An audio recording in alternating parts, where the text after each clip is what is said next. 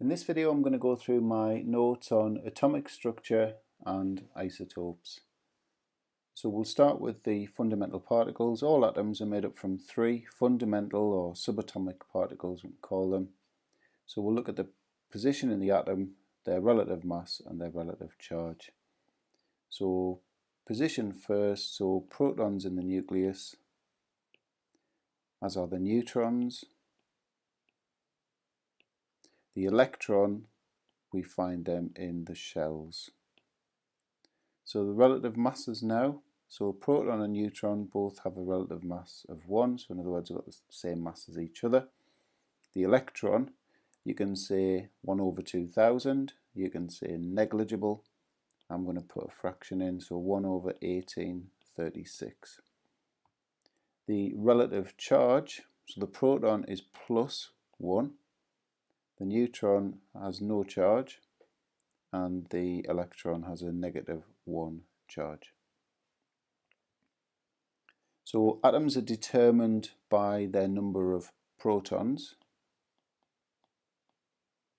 So for example, all atoms of iron have got 26 protons.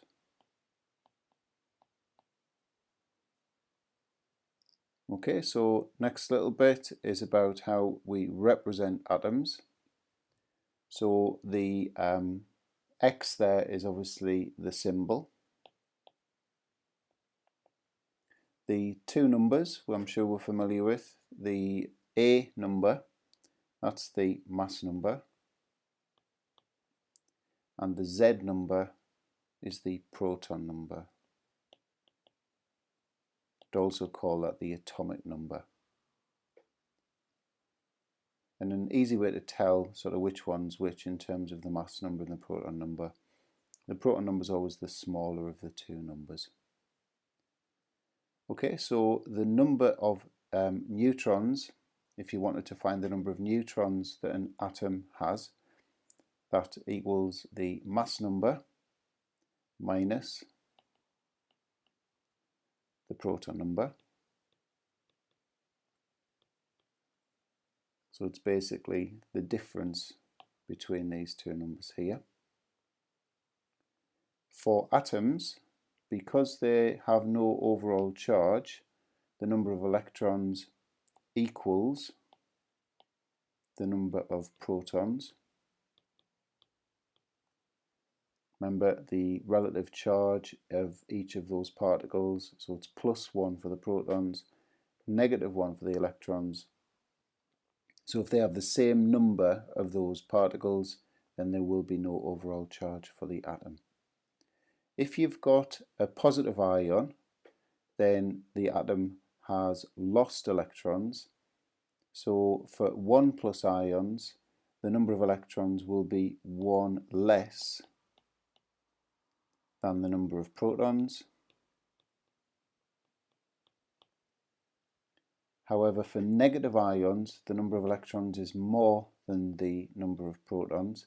So if it's a 2 minus ion, it's going to have 2 more than the number of protons.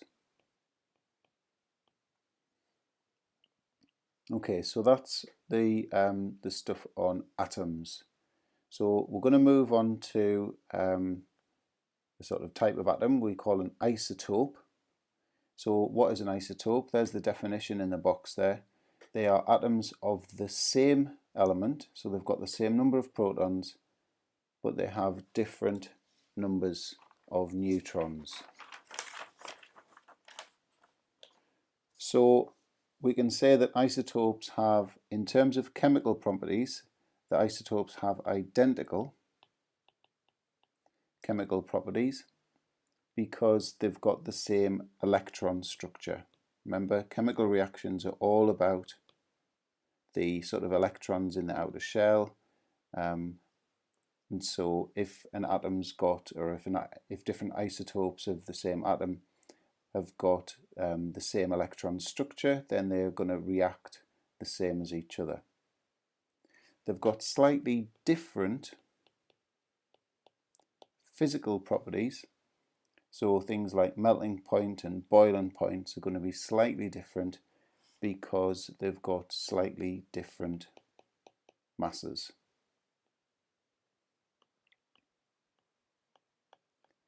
So remember, what's different about isotopes?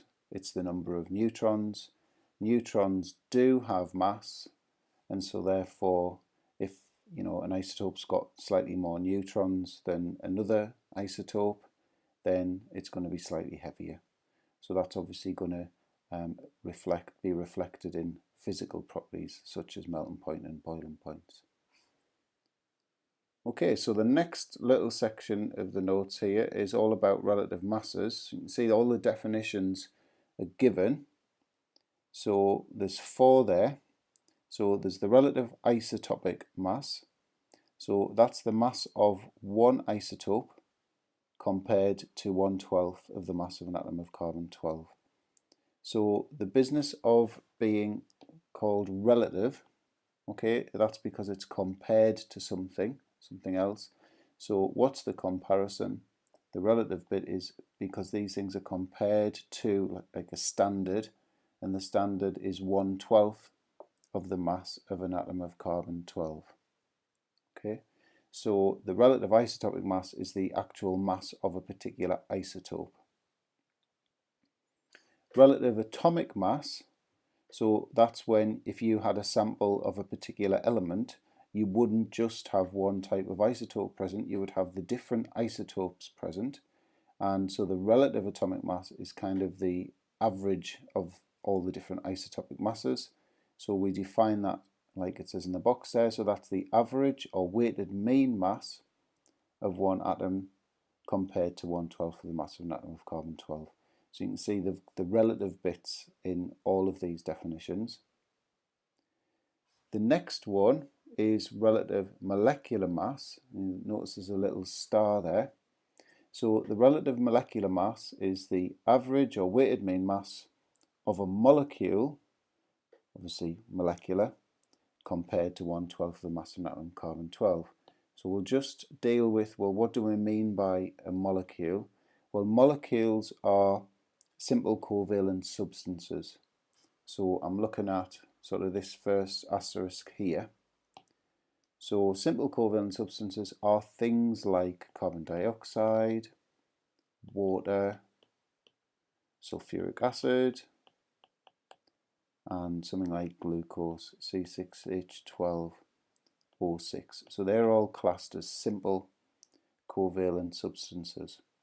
Okay, so the actual molecule itself, say for carbon dioxide, is literally just a carbon and 2 oxygens. That's it. Whereas if we move to the last definition there, relative formula mass, so that's the average or weighted mean mass of a formula unit compared to 1/12 of the mass of an atom of carbon-12. So when do we use relative formula mass? We use that for giant structures.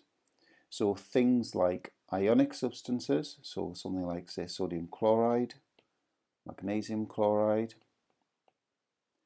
and other giant substances, so giant covalent substances, say like silicon dioxide, SiO2. So basically, if you had a sample of sodium chloride, you would have a giant structure, a giant ionic structure. There would be billions and billions and billions of ions in that structure. Okay, so the relative formula mass can't add up all the combined masses of the particles present. What it does is it gives you the simplest ratio of the formula unit. Okay, so so using sodium chloride as an example, so you've got these billions of ions, but the ratio of the ions is 1:1 for sodium plus and Cl minus. So that's where that formula comes from. So we'll just recap there. Simple covalent substances, the actual molecule itself is very, very straightforward. It's just, for example, we'll use water this time, 2 hydrogens and an oxygen, that's it. Whereas for something like sodium chloride, you've got literally billions of ions in there. So the mass is measured by the formula unit. What's in the formula unit? Okay.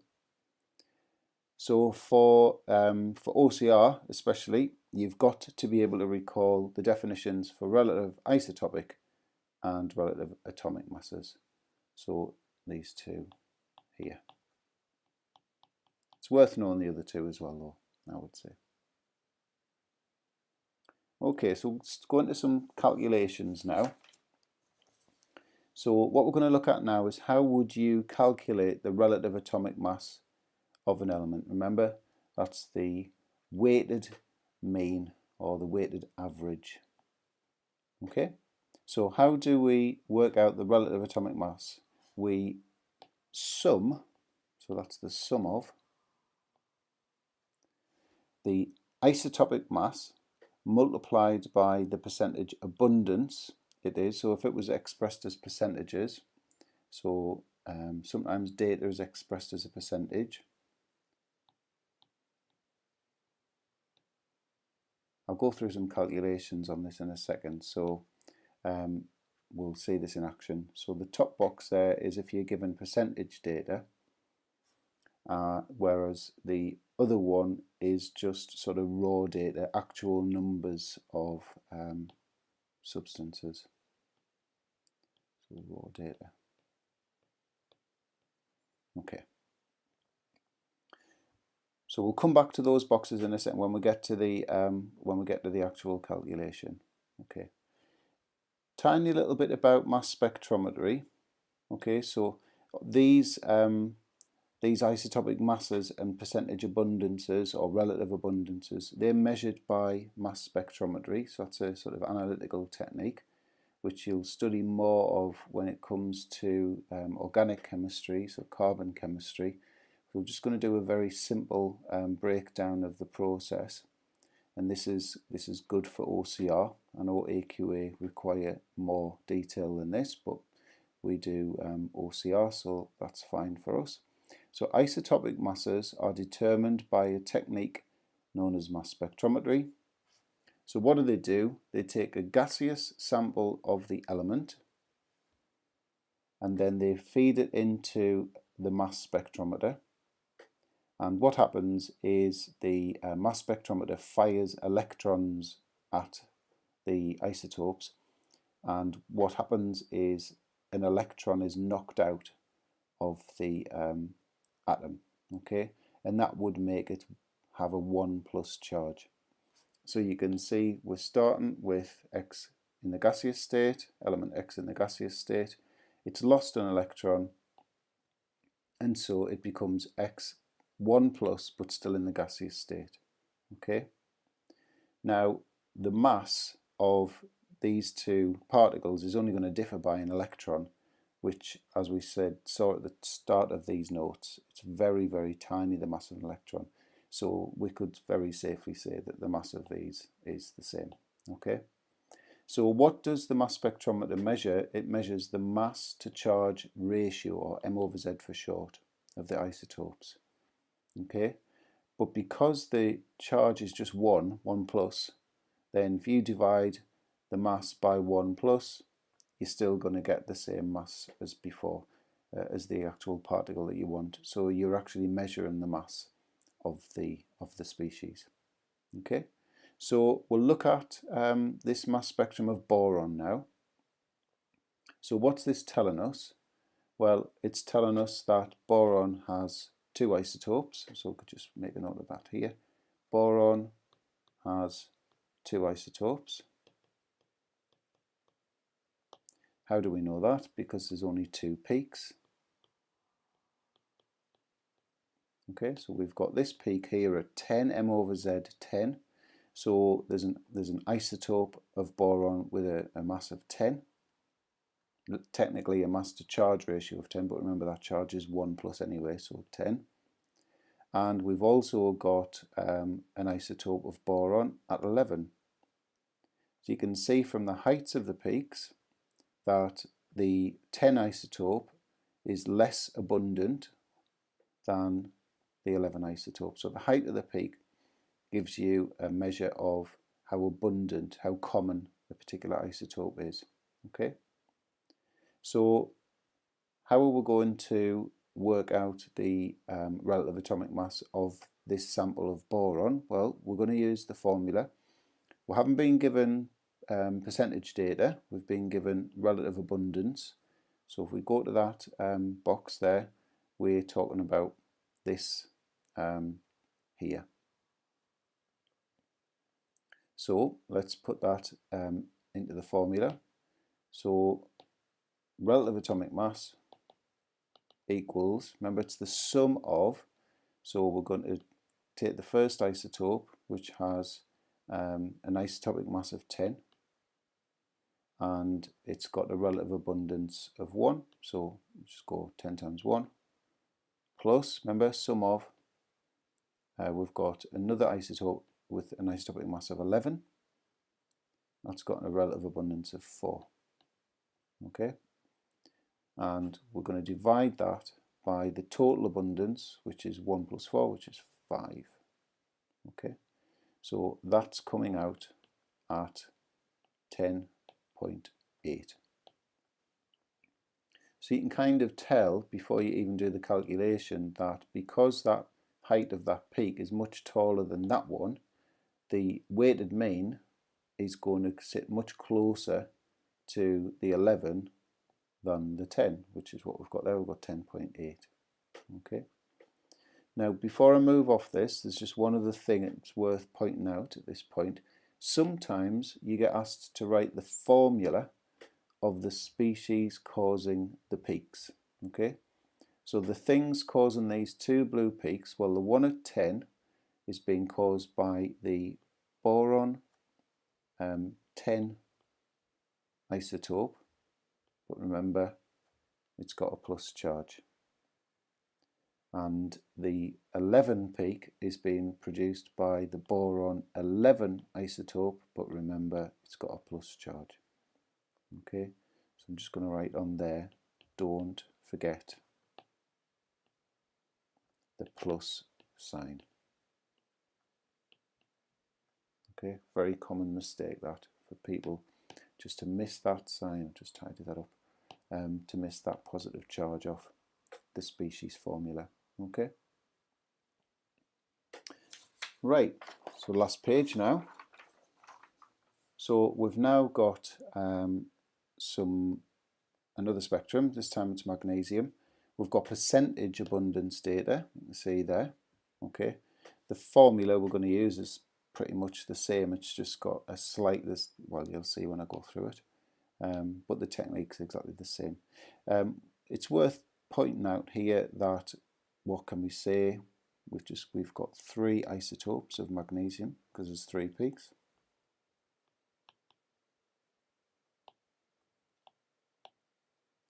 And you can see that this one here at M over Z 24 is much higher than these, so our answer is going to sit closest to the 24. Okay, right, so let's plug the numbers into the formula. So we've got 24, so this is relative atomic mass for this sample of magnesium is 24, the isotopic mass multiplied by its percentage abundance, 78.7, plus, because it's the sum of, the next isotope is 25, and that's abundance 10.13, and the final isotope has got an isotopic mass of 26, and we're multiplying that by its percentage abundance, 11.17, divided by, because these are percentages, the total abundance will be 100. Okay, so that gives us a calculator value of 24.3247, but we would normally express relative atomic masses to 3 significant figures, so that's 24.3. So you can see, like I said a minute ago, the average or the weighted mean is going to be closest to 24, which it is.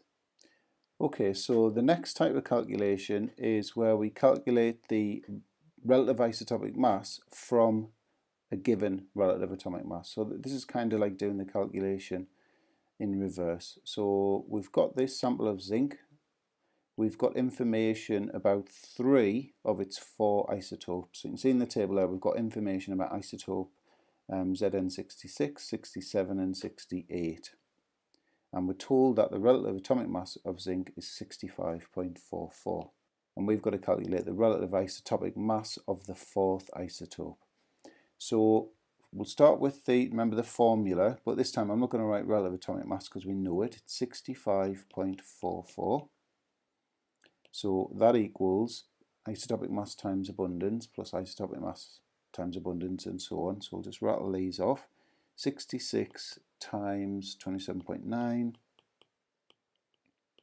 plus 67 times 4.3 plus 68 times 18.8. Now we're at the 4th one, so I'm going to write question mark times 49. So where's that 49 come from? It's basically we're going to add the abundances we know and taking them away from 100. So that gets us that 49. So divide by 100. So we've got that. So I'm going to tidy this up by, first thing I'm going to do is take that 100 up there, over there. So that I'm going to multiply this by 100. So we're going to get 6544 equals, and the sum of all of that comes out at 343,407.9. Remember, plus the unknown one, so question mark times 49. I'm now going to take that over to that side, so we're going to subtract that from that. So we actually get 3136.1 equals question mark times 49.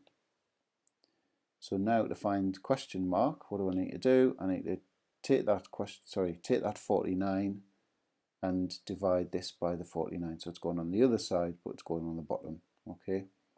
So basically, question mark, I'll do it in red so it stands out. Question mark equals 64. So that was the missing isotope. Okay, so the very, very last type of calculation, I've got my own sort of way of doing these types of calculations. So there's probably more than one way of doing this, but this is the way I do it. It sort of works for me. Okay, I kind of call this, it's a bit silly really, but I call this a sort of tug of war calculation. You'll see why when I sort of start going through it. Right, so what have we got to do? We've got to calculate the percentage composition from the relative atomic mass. So we've told that bromine has 2 isotopes, 79 and 81, and that the relative atomic mass of bromine is 79.9. Calculate the percentage of the bromine 79 atoms in the sample. Okay, so what I do is I put up kind of a sort of a number line. Sorry, that's not very straight. Actually, I think there's a way of getting straight lines on this. Let me just see if this will do it. Yeah, excellent. Right, okay. Right, so the lowest value of this is 79. The highest value is 81. Okay, and the average, so the 79.9 is the relative atomic mass. 79.9. Okay, so basically what's happening is the isotope 81 is pulling the average away from 79 and it's landing obviously at 79.9. The 79 isotope pulls away from 81 and obviously gets to there. Okay, so I'm just writing that up. So 81 pulls average away from 79. Okay, so it's pulling that way, and the 79 isotope pulls the average away from the 81. So that's pulling that way. Okay, so we're interested in the pull of the 79 because that's going to give you its percentage. Okay, so the pull, as I call it, of isotope 79. Okay, so we're interested in this. So the difference, if you think about it, is we've got a difference of 2. Okay, so to get from 81 to 79.9, that isotope's pulling by 1.1 to get to 79.9. So the pull of 79 is 1.1 of the total difference is 2, and that comes out at 0.55. Therefore, it's obviously a 55% abundance.